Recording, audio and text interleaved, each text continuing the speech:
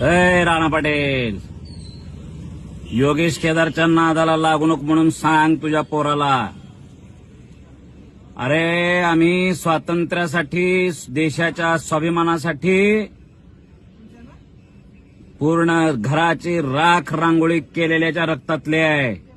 आणि तुम्ही निजामशहा सोबत मॅनेज झालेले आणि त्यानंतर सुद्धा जिल्ह्याला लुटून खाल्लेल्या लोकांची औलाद आहे तुम्ही.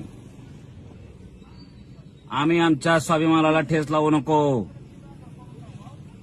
तुझा मल्हार मला ट्रोलिंग करतोय. राणा पाटील, राजकारणामध्ये दिवस येतेच जातेत. मी माझ्या पक्षाची बाजू मांडायला लढलेला कार्यकर्ता आहे. तुझ्या पुढं लाचार झालेला नाही, गुडघे टेकवलेले नाहीत. अरे काल सुद्धा तुझं पोरग, ते शेंबड पोरग, काय कर्तृत्व आहे त्याचं. भले जिल्ह्यातले नेते लाचार झालेले असतील, पण आम्ही तुझ्या पुढं झुकणार नाही, वाकणार नाही, ठासून उभा राहणार. आज चॅलेंज करतोय. अरे काय कर्तृत्व आहे तुमचं, काय कर्तृत्व आहे.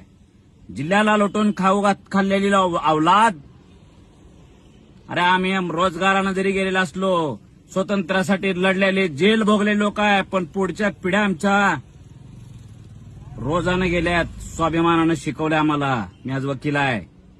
देशाचं राजकारण, राज्याचं राजकारण जवळून बघितलोय. असं चिल्लर राजकारण मला करायचं नाही. अरे वरिष्ठांनी निर्णय घेतला म्हणून काय अडचण नाही, चल.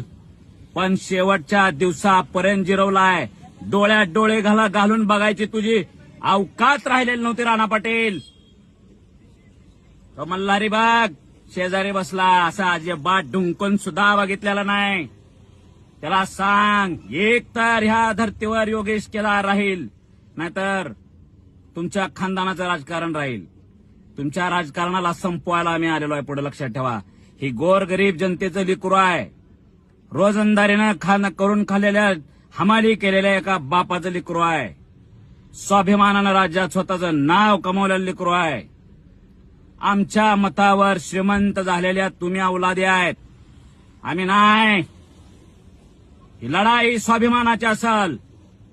सत्तेमध्ये राहून जर अडचण आली तर तुझ्या विरोधात जो काही पर्याय मिळेल तो पर्याय घेऊन लढन, पण मान खाली घालणार नाही. तुला झुकवल्याशिवाय राहणार नाही. सांग मल्हारला ट्रोलिंग बंद कर म्हणावं. आणि ह्याच्या पुढं चॅलेंज आहे.